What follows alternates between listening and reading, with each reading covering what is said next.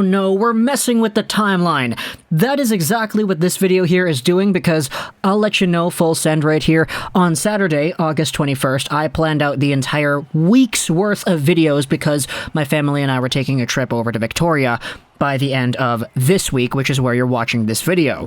So I had the entire schedule planned out, I was pre-recording everything, and then David Pagnotta dropped this article, which has another few topics that I wanted to talk about as well, and as a result, it is pushing everything else that we had in the pipeline either forward or backward. We're scrambling everything around because I want to stay committed to our schedule. It really works with the algorithm, and the fact that I am going on a trip later this week kind of screws up with my entire video making schedule day by day. So here's a video, an extra video, I guess, talking about Jack Eichel and the entire waiting game and how it appears to be continuing into the next little bit here. So David Pagnotta in the fourth period had himself a little article here just going over the current status of the Jack Eichel trade talks, teams that are still in, and how exactly these teams are faring. So let's go over this piece and talk about just some of the teams that are involved. I'll give my opinions, talk about the players that I think could go back should a trade for Eichel be made. If you want to read this article yourself, the link will be in the description as always. As we sit 1 month away from the start of NHL training camps, summer cocktails in hand, there remains no pathway to a resolution in Buffalo involving Sabres captain Jack Eichel. Now, the absolute biggest part about this article is the next paragraph. I want you to pay very close attention here to this one. Multiple sources have confirmed that Jack Eichel has still not undergone surgery to repair a herniated disc in his neck, and it's looking likely that he will not be cleared nor available for the start of the regular season, regardless of what team he is on. Before we even go further, can we just talk about that for a little bit? Eichel's agents came out here with an entire statement on social media talking about how they're super disappointed with the trade negotiations, how it's been done so far, how Kevin Adams had not traded Eichel yet, and how they expected Eichel, the client, to be traded sooner rather than later. And they said in the statement that had Eichel just been approved for the surgery earlier on in the offseason, let's say he gets traded at the trade deadline. Not the trade deadline, no, that's way too early. The draft, that's what it is, yes. The draft, or the second trade deadline that happened before the expansion draft. Let's say Eichel gets traded then, and that team is like, all right, you want a surgery? Go ahead, you got it, man. It's all yours. Do what you want. If he got it back then, he would have been cleared to play. And he would have been on a recovery path that would have seen him able to fully recover before the start of the 2021-2022 season. So now he hasn't done it yet. It's August 22nd. The season starts in like 2 months. Apparently Eichel might not be cleared to play, regardless of whichever team he is on. And at this point, it's kind of like, wow. You have to think about it like the Sabres are trading away a guy in Jack Eichel who might not even be able to play at the start of the year. Is that not a less valuable asset than what you had before? When he was in a position where he could have had the surgery and he could have recovered properly, is he not worth a lot less now? You kind of just waited, man. You waited until this asset price was falling down and down and down in price, and now you're going to be forced to go out there and make a trade, assuming you even do it. Maybe there isn't even a trade. Maybe he sticks around and he's a Buffalo Sabre by the time the 2021-2022 season starts. Either way, though, let's take a look at what exactly the article goes over. It talks about the same thing we discussed here, the anticipation for a recovery, the anticipation for a trade. Unamused face emoji, tweet that video, by the way. We're going to make a video about that. I don't know if it's uploaded before or after this video is being posted. I think it's going to be before, but we already spoke about that. That's the video talking about Owen Power as well. Pagnotta goes out there and lays out the repercussions of acquiring an Eichel who might not play for the start of the year. Eichel turns 25 on October 8th, and he has 5 years left on his current contract. If you are acquiring Eichel, you are paying for those 5 years at least. If he misses the first month or two of this year, then so be it. The Anaheim Ducks, Vegas Golden Knights, New York Rangers, Blue Jackets, and Flames continue to be linked to Eichel. I'm sure other clubs have reached out to see if the price has dropped, and at this point it's difficult to pinpoint which teams are still truly in the mix, but it continues to sound like the Sabres' preference is to send him out west. Ultimately, it'll come down to maximizing the return. And so, this is kind of where I wanted to head down as well. Anaheim, Vegas, New York, Columbus, and Calgary. 5 teams right there, and all teams that we've had interesting discussions about as to whether or not they're in or out or whatever. We had several discussions with the Rangers saying that they don't want to be involved anymore because the price is too high. We had the same conversations with Anaheim and Columbus in the same video too. How, yeah, sure, they do need centers, but for Eichel and for what the Sabres and Kevyn Adams are asking from these organizations, no thank you.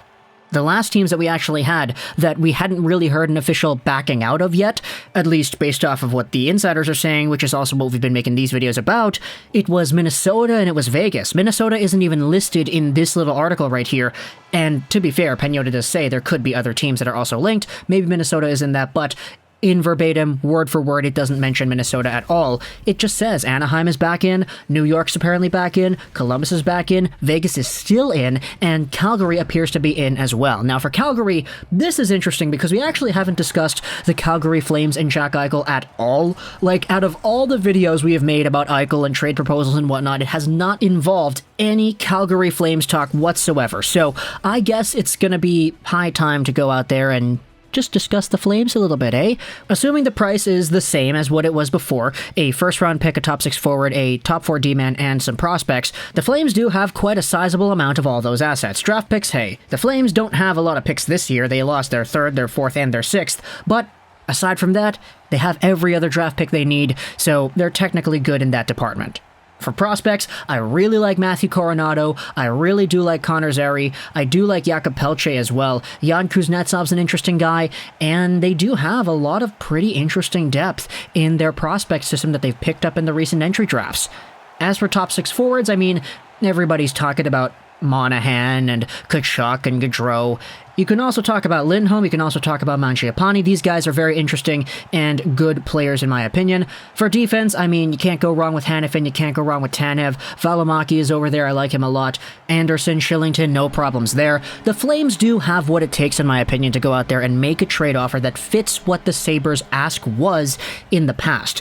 Now, whether or not you would say, oh, I'd rather have Lafreniere and a first round from New York and these other prospects instead of an Elias Lindholm and whatever the Flames could muster up, that's your prerogative. That's totally fair. It's just we hadn't discussed the Flames at all on this channel yet with an Eichel trade, so who knows how exactly that's going to go down. Either way, though, the article does indeed bring up an interesting conversation about the idea of a Jack Eichel trade being of a lesser price. Now that you know that he's likely not going to play for the first good chunk or so of the season, is that enough to say, all right, we're not going to get this guy for a month or two. We're not going to pay the price you're asking for, Kevyn Adams. I'm sorry, bud.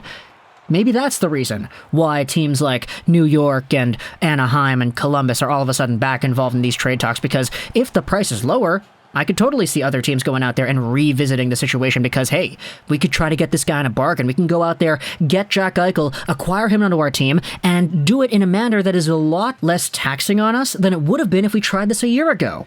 So I could totally understand if Vegas is dangling around their other players, but they're like, okay, we're not going to give up Peyton Krebs because you wanted him before. We just said no, we didn't want to get this done because we don't want to give up Krebs, but now your guy's out. So maybe we can do this trade without Krebs. For Columbus, I mean, Columbus is kind of a winner in their own right. They've had so many really good acquisitions. Jarmo Kekalainen doing that Seth Jones trade. He knows what it takes to trade away a big-name asset for a haul. So if there's anybody going to go out there and I think is not going to get screwed over in an Eichel trade, I'd personally say Jarmo. For New York, it's interesting for them too because they've been the front runners in these entire conversations, even though we had all the word of them dropping out because the price was too high. As for the Calgary Flames, we already discussed those guys, and then you also have yourselves the Anaheim Ducks, who, we already noted it, if they're able to make a trade for Eichel without Drysdale or without Zegras, then they are probably fair game. They're going to go out there and do anything they can to get Eichel playing with Zegras, because that pairing, if you stick these two together in Anaheim, this could be like Perry Getzlaf 2.0, except a little bit different. No assigned playmaker, sniper kind of roles there, just kind of guys who can do it all. And, I mean, if you have Zegras and Eichel playing together in Anaheim, that pairing could go over onto Team USA in the Olympics, the World Championships, everywhere, and just do damage, because, man, having those two playing together sounds really, really good. Not to mention Mason McTavish playing elsewhere in your center core. Maybe you trade away Mason McTavish for an Eichel. I don't know. That's likely an idea that's going to piss off a whole bunch of Anaheim Ducks fans. But either way, though, talk to me in the comments. What do you think about this entire idea over here brought up by David Pagnotta? Eichel, the price is reducing. He's not going to play to start off the year. Does that mean teams are getting involved now more than they would have before? Who really knows? Talk to me in the comments. What do you think about the Vegas Golden Knights, the Calgary Flames, the Columbus Blue Jackets, the Rangers, as well as the Vegas Golden Knights? Pagnotta kind of lays it out nicely here, Buffalo fans. The biggest thing for you here now is to not lose this trade. How confident are you that you're going to be able to do that, that you're going to be able to get a sufficient return? Let me know in the comments all your thoughts, woes, etc. I hope you enjoyed this video. Rolls 99. And bye.